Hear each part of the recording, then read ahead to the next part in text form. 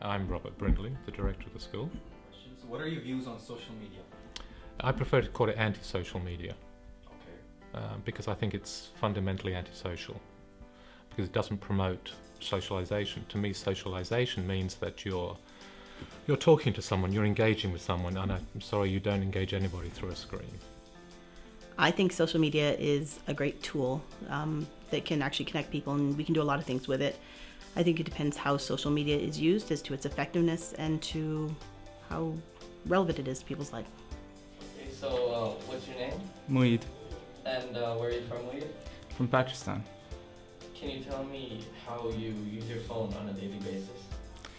I use it for chatting up on social media, for keeping myself organized, my planning, for taking notes, for photos and other uses. And how important is social media to you?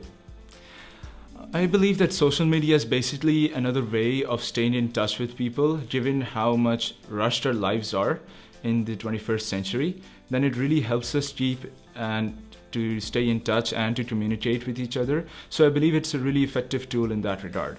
To get the Q intercept. Now, we don't really need to do this. Okay? Why don't we really need to do this equation? Do you think kids or adults, children or adults, can manage their time despite this separate online world? It's a hard question because I think that our world isn't so separate. I think that our world is so amalgamated or intertwined now that what we have to do is teach people when is the most effective and best way to use social media and when is the time not to.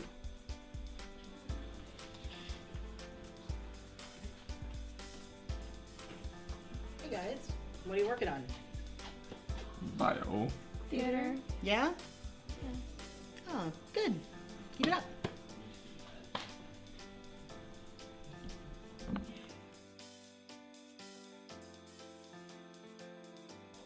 Two things. One, I think you're wasting your time in that when you think about it, it's only how long do you have a recess? Quarter of an hour max, probably, once you've done stuff, and you probably have 40 minutes of lunchtime once you've had your lunch. So you're probably looking at an hour a day.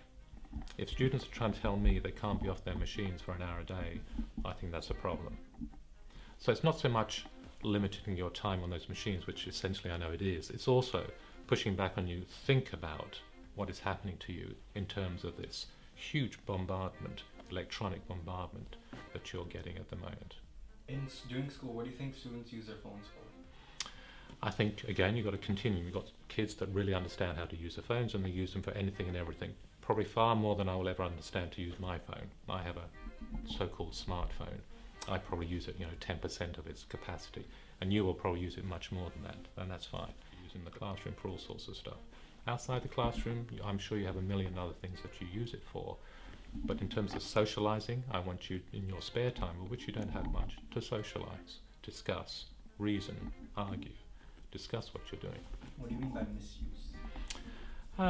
Again, it's a continuum. I've seen misuse of cell phones, camera phones, like you would not believe.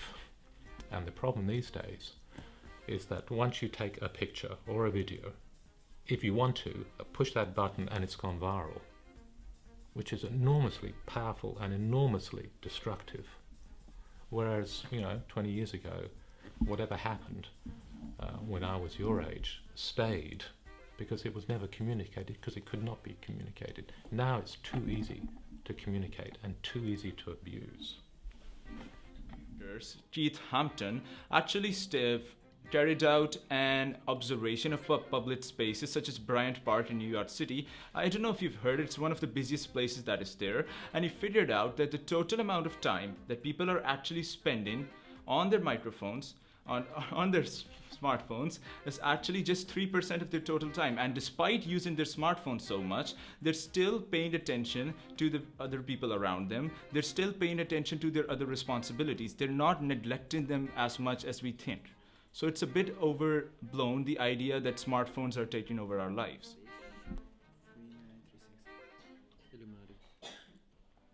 Illuminati, bro. Bitch. Look how you're so weird. You're sitting on my arm. See, look, you're the one who put See, yourself look, it's here. actually an official song. It's from a Vivo, look. Oh, yeah. say something about Zlatan? It's not good at all.